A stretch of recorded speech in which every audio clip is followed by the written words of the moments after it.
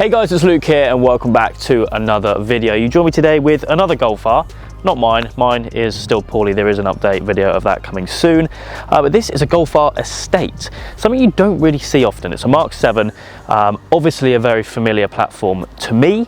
And I have filmed a couple of Estates before, but not many. I think, to be honest, most of them are obviously hatchbacks. There's very few that I've seen and filmed, even just day to day, which are Estates. So this is very cool. It's a big build as well, owned by a chap called John. I'll introduce you to him very shortly. It's more of a kind of drag build, which is quite cool as well. Obviously he's on the road setup at the moment because we'll be filming today's video on the road, but it's a stage 3 build, fully built engine, big turbo, running north of 600 horsepower, which is really, really special for a Golf, let alone an Estate. Anyway, it will be cool to go out in another one of these. It's always a pleasure to go out in different builds to see how people modify their cars differently. As I said beforehand, I will introduce you to John. We can have a walk around it and go from there.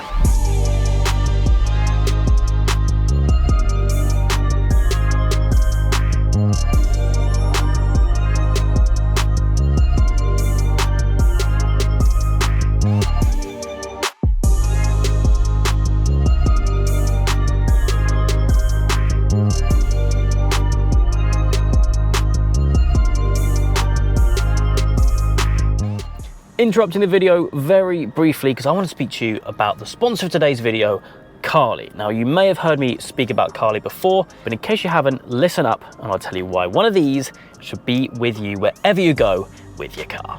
So the Carly device is super easy to use. All you got to do is plug it into the OBD port in your car, connect it via Bluetooth to the app, which is where we see ourselves here. We're actually just going to connect it quickly now. Haven't yet done that, but it takes a few moments and then we'll be ready to go.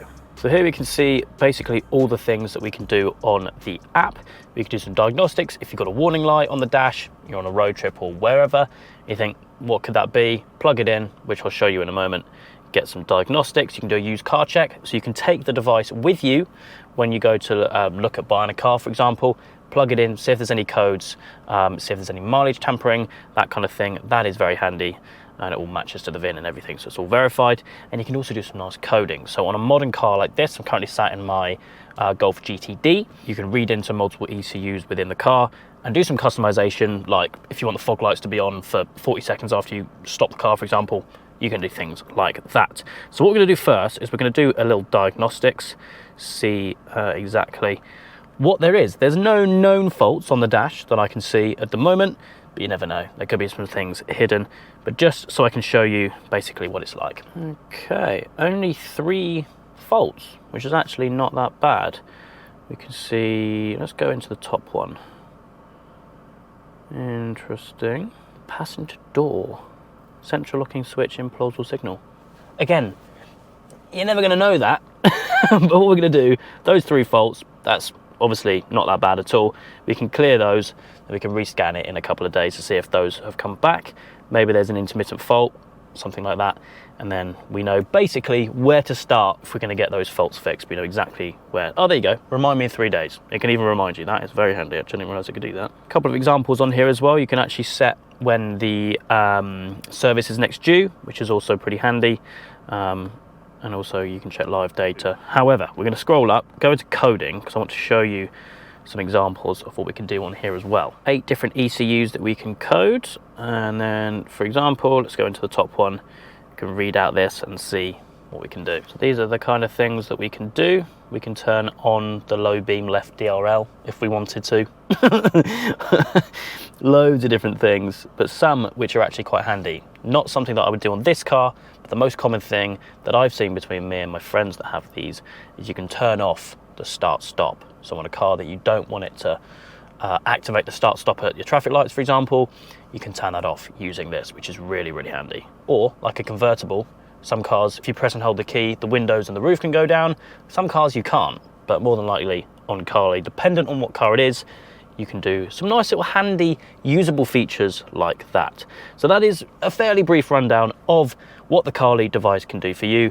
Why it's essential to have it with you wherever you go. You never know when you're going to get a warning light on the dash. You never know when you're going to have to do a reset and see exactly what's going on if you're on a long trip, if you're on a track day, if you're at a drag race day, anything like that. So that is why it is important to have. Now, if you do wish to learn more about the device, you can follow my unique code in the description and also use my discount code, which is shown on screen, so you can get a nice discount on your order as well. But as always, a big thank you to Carly for sponsoring today's video and for being a big supporter of the channel. Anyway, back to the main video. This car that we're filming today is a beast. Let's check it out. Okay, we're joined now with John, the owner of this beast. Thank you very much, mate, for bringing it down.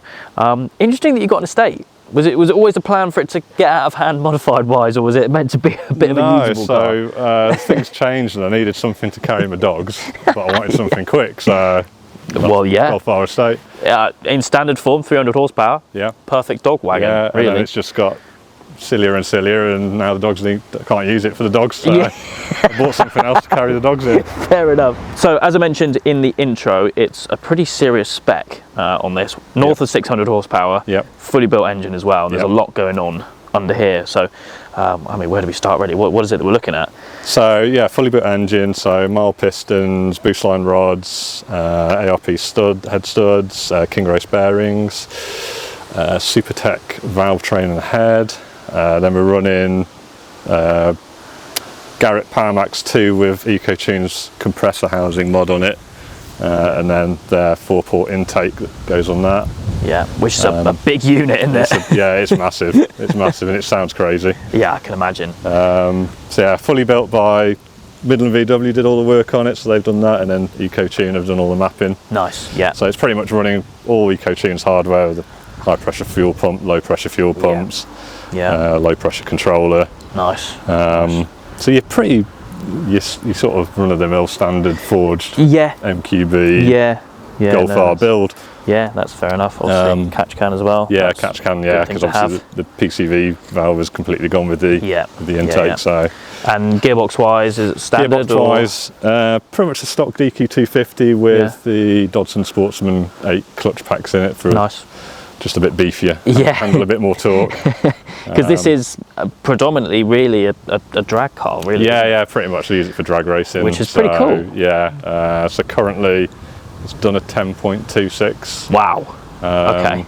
So yeah, so the aim is to get it into the 9s. It's got to be, isn't it? So a few more little tweaks here and there, but fingers crossed we can get there. That'd be cool. And obviously we're in the road setup at the moment, but road setup at the moment, yeah. So it's running its 19-inch.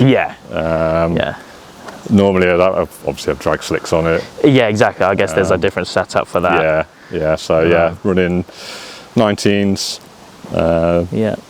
Öhlins coilovers, DB9 calipers with 362 AP racing discs. Yeah, very nice. Front and rear anti-roll bars uprated. Yeah.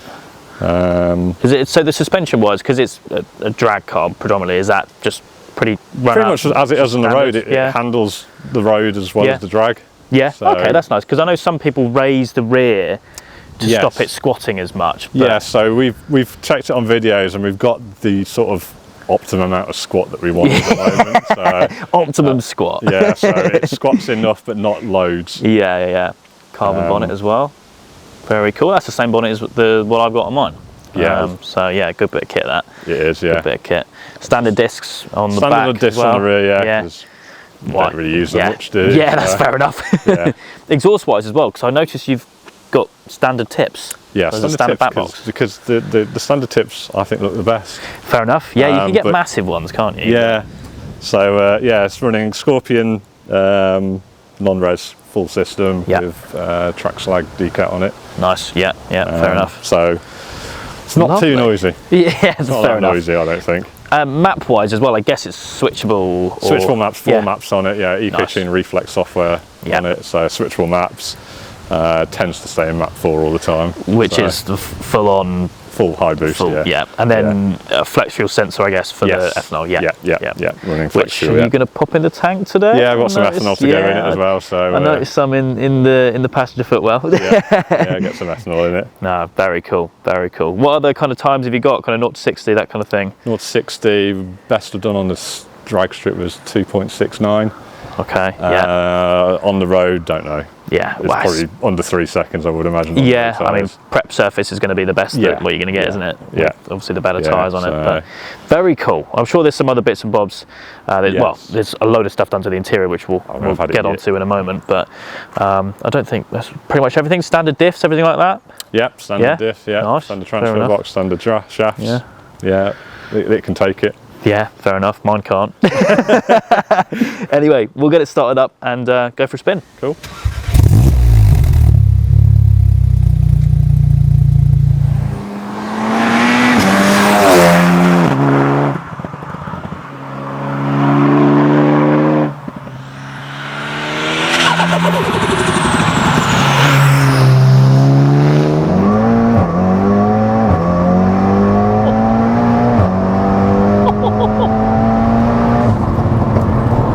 Yeah, that flies, mate. It revs high as well, doesn't it? It does, yeah. Yeah, just over, I think it's around about 7.3. Yeah. Wow.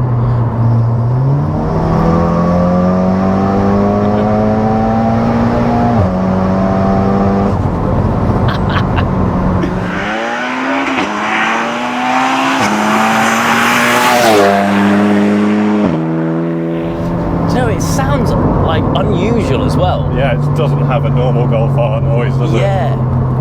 I don't know whether it's because the estate has a different exhaust run on it. Maybe. Because you've got a longer section and then 2 boxes. That's true. Yeah, that's true. But I mean, it rides.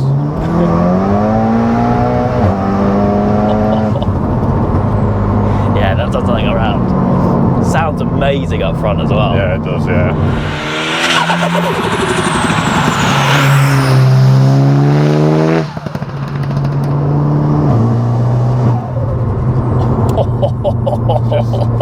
As a petrol, it's what you want, isn't it? Just a cacophony of noise and literally and sound.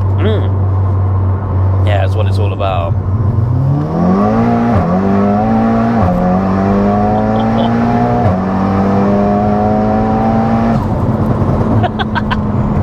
No spin at all. No.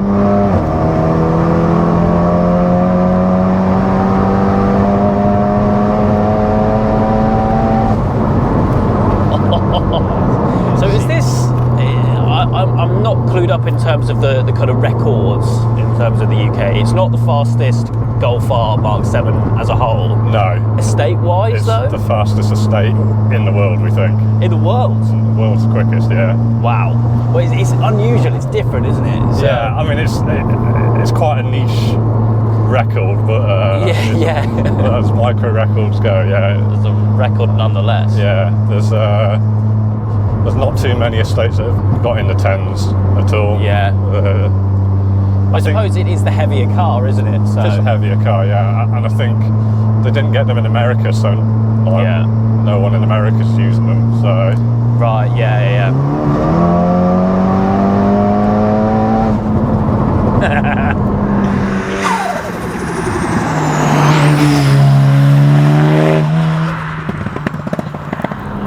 Interior-wise, though, things are different in here as well. Got one bucket seat. One bucket seat, yeah. Normally just a bucket seat. Normally that's it in the car. The passenger seat's been put in for me. Yeah. And well, as you can tell, the rest of it is completely empty as well. Completely empty in the back. Oil pressure gauge, boost gauge. Yeah. Retrim steering wheel. Yeah. That's about it. Yeah. Fair enough. That is about it. So when you're on the drag strip, I guess obviously this seat comes out as we said. Do you keep the door cards on as well? At the moment, door cards are still in. Just because it's a lot of hassle to remove them and everything. Depending on how badly I want to get into the 9s, depends on how much more weight comes out.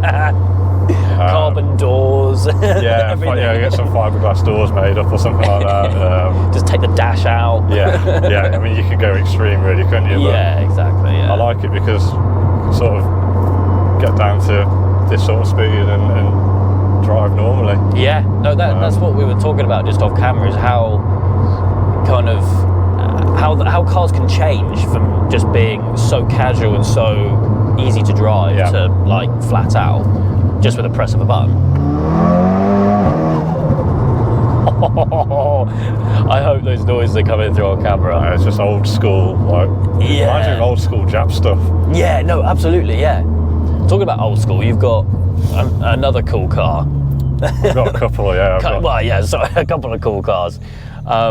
Yeah, tell us a bit about that, because hopefully we'll get that on the channel as well. I've got a Mark IV.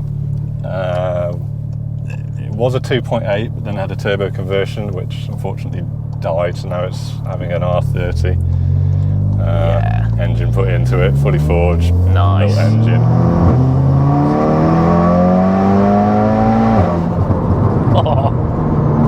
Big Borg Warner 9280 turbo going on it. Yeah, nice. So I'm hoping to have that back before the end of the year. Yeah, that'll be cool. Yeah, that'll be cool. It'll be. That's gonna be. Looking forward. That's going to be my Asbo car. Yeah. Oh, this is not the Asbo car. No, this won't be the Asbo car. No. The bright red 600 horsepower. Yeah. We'll usable Golf. Exactly. Yeah. This is one that my missus likes. Fair enough. Yeah. She doesn't like any of the others. I've got a Mark 1 for 20 valve as well. Nice. So Blimey, yeah. But yeah, no, I do love the Golfs. Best car. Yeah.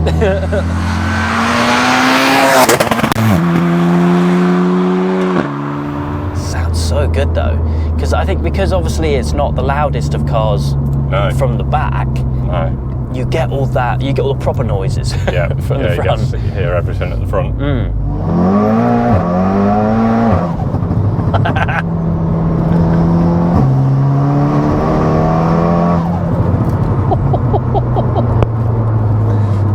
So in terms of what's next as such, it's obviously a car that you've had for 4 years, I think you're telling me off camera. Yeah, it comes to 4 years, yeah. And it was completely standard. Completely stock when I bought it, yeah. It went for a first service and I started talking to the guys at Midland VW. Yeah. And then it went from there. Then it's a slippery slope. Oh, massively slippery. Yeah, I did the first stage 3 build on it and I was like, yeah, 420 horse is fine. Yeah. Clearly it wasn't. So you just want more.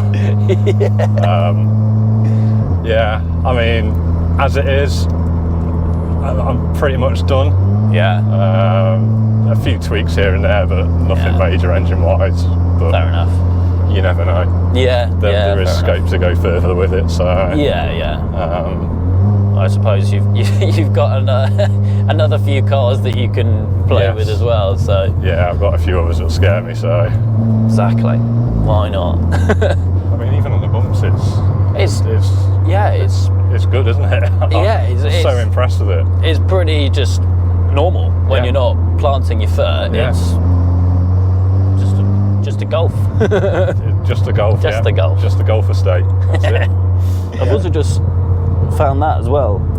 Oh, the burnout box. The burnout box. That is quite cool.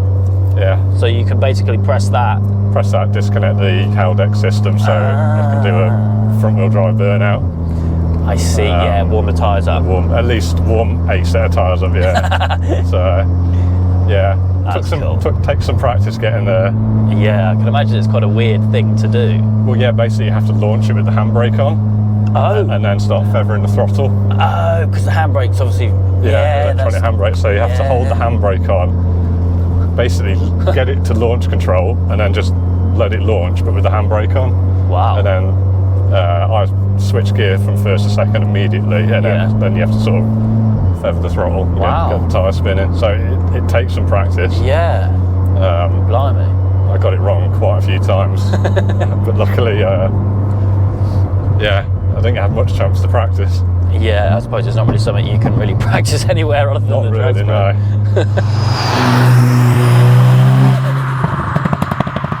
It's the only problem when you got a car this powerful. You struggle to find anywhere to use it. That's so true. So true. That's why I love my Clio a lot. Yeah. Because it's just 170 horsepower, but you can use all of it. You just plant it. Yeah. It's still quick, but... Yeah.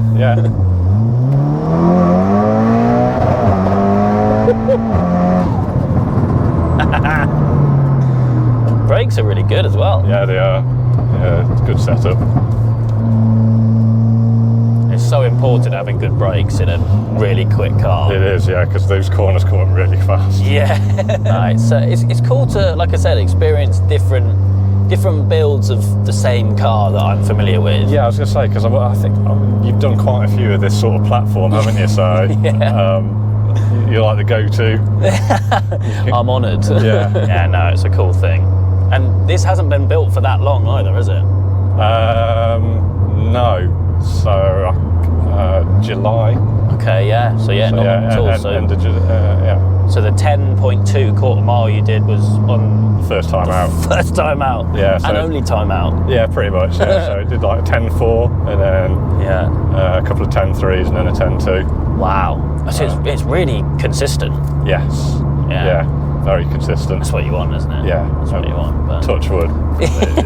never let me down. Yeah. They're such good cars. They're such good cars. But yeah, no, mate, thank you so much for coming down. No, you're welcome. And taking me out in this. Always a pleasure. And yeah, we'll get maybe one or two of your other cars on the channel as and when. Yeah, definitely. That'll be really good fun. But if you guys want to learn more about the build and some of the other cars that John's got, I will leave his Instagram linked down in the description. But for me today, that is it. Hope you guys have enjoyed. If you have, please do make sure you leave a like and make sure you subscribe for all the adventures still to come.